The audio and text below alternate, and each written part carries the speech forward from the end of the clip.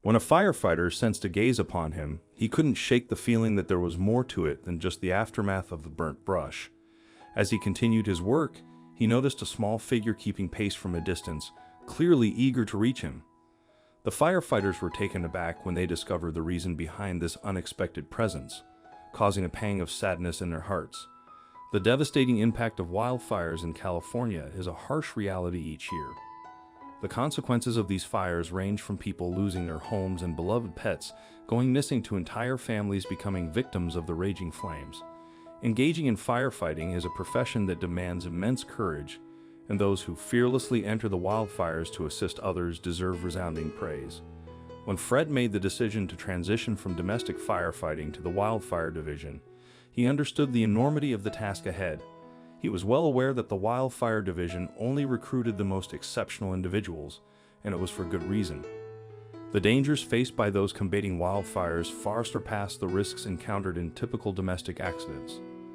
Forest fires move extremely fast, are very unpredictable, and are essentially uncontrollable at times.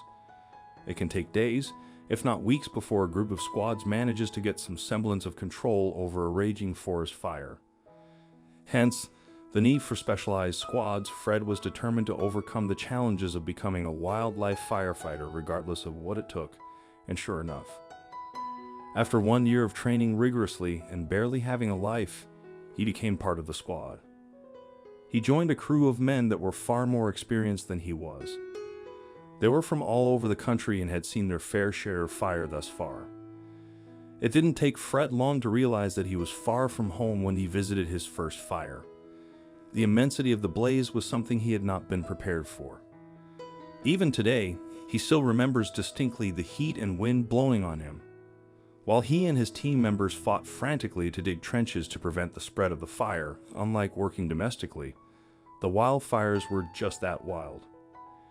It was hard to predict what they would do, and thanks to their impressive size, there wasn't much to do to combat the flames. Something Fred had little experience with was animals being affected by fires. While he had saved the odd pet here and there, domestic fires were always more controlled with wildfires. However, the poor animals would frantically flee for their lives, often proving to be unsuccessful in choosing an escape route. This was an extremely hard part of the job. Seeing innocent creatures trapped behind a wall of flames or deceased was often a strong trigger for the firefighters. They'd always try to help out where they could, providing aid to trapped animals and creating safe clearings for them to run to. When Fred was transferred to California, he knew he was now working with the big boys. The California state region is notoriously known for their severe wildfires that occur annually. On average, the region experiences up to 7,500 fires per year. This leads to an annual loss of well-cultivated land and wildlife. In the year 2021, California bore witness to the devastating Dixie blaze, the second most severe forest fire in its history. This colossal inferno engulfed the northern regions of the state for an astonishing 2 months, fueled by a severe drought that left California's moisture levels at an unprecedented low. With such parched conditions, the fire found the ideal conditions to spread uncontrollably. Among the squads deployed to combat the blaze was Rampage Fred, dedicated to helping control the fire's destructive path. Picture the grueling experience of working tirelessly for 2 months, battling relentlessly against relentless flames that seemed determined to never die out. Despite their best efforts, the men grew exhausted, especially with the added challenge of strong winds that further fueled the fire's rampage. The fire mercilessly consumed the land, defying all the painstaking work of rescue officials and firefighters who sought to bring it under control. The squad members alternated between frontline duties and returning to areas already ravaged by the blaze. It was during one of these visits to a scorched section that Fred experienced something unexpected, a feeling that he never anticipated. Engrossed in his assigned tasks, diligently collecting and removing debris to deprive the fire of additional fuel should it return, Fred began to sense an eerie sensation of being watched. He looked around him at intervals to see if there was somebody behind the bushes, but eventually shrugged it off as being paranoid, that is, until he spotted something just a little distance from him. Camouflaged perfectly against the burnt background was a bear cub. He was the one who was watching Fred closely and mirroring his movements. He quickly called over some squad members to show them what he was seeing, and they were also taken aback by the bear's curiosity. It was unusual for a bear cub to make its presence so overtly known. This began to worry them, and for a really good cause. They knew that they needed to wait and see if Mother Bear was around before they intervened. Perhaps the little bear was just curious about them and soon would leave on its own, but sure enough, after a good 2 hours ends, no approach or signs of a mother.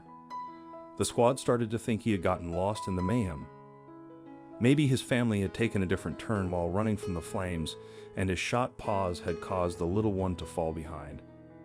The squad realized they needed to do something, and soon chances were that the little cub was dehydrated, especially if he had been near the blaze. At some point it was also wobbling a little, and they were afraid it was going to pass out due to smoke inhalation. The firefighters didn't want to add another victim to the list and decided to help it within their abilities. Fred volunteered to approach the little bear with a blanket and tried to get him to trust the squad. It turned out to be much easier than he had initially expected. He put it down to the bear's exhaustion and dehydration, but there was another hidden reason behind his submissive disposition. The firefighters would discover it very soon, and the reveal would leave them heartbroken. Fred picked up the little cub with ease and actually saw a sense of relief fall over the bear. The poor little cub needed someone to take care of it, and was clearly glad to have found those humans. They gave the cub some water and called a nearby rehabilitation center for wild animals. Apparently this little one wasn't the first thanks to the fire. The center had been dealing with rescues for quite some time. When a staff member arrived, the firefighters discovered something that simply broke their hearts. The volunteer from the center explained that the little cop had almost certainly been orphaned by the fire, since its mother would have never left it behind if she had the chance to take it with her. The staff member gently touched the cub's paws and showed the squad how severely burnt they were. Upon proper examination, they found that the poor little animal had second and third degree burns on the underside of his paws. This was not uncommon in these circumstances, but it was still awful to hear the burns explain why the bar cub had been so open to Fred picking it up. The tiny creature found itself in a pitiable state, burdened not only by dehydration and exhaustion, but also by intense pain. Regrettably, it lacked the means to express its discomfort, forced to wait until the humans noticed and came to its rescue. Fortunately, the center where it was taken provided the utmost medical care available, offering a glimmer of hope for this bear cub. With the assurance that the center would attend to the cub's needs, the firefighters could release the weight of guilt from their shoulders. They took solace in the knowledge that the cub was in the most capable hands possible. The center's mission was to rehabilitate and ultimately return distressed wildlife to their natural habitats. In the case of this little cub named Cobbs, it meant envisioning him, once again, frolicking in meadows after receiving the necessary treatment and growing strong enough to thrive independently.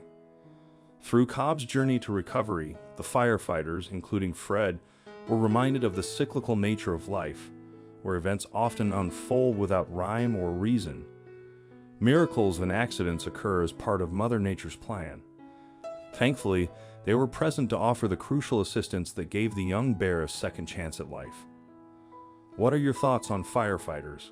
Would you ever consider rescuing a bear cub without certain knowledge of its mother's whereabouts? Share your opinions in the comments section below. Thank you for watching, and until next time, stay safe.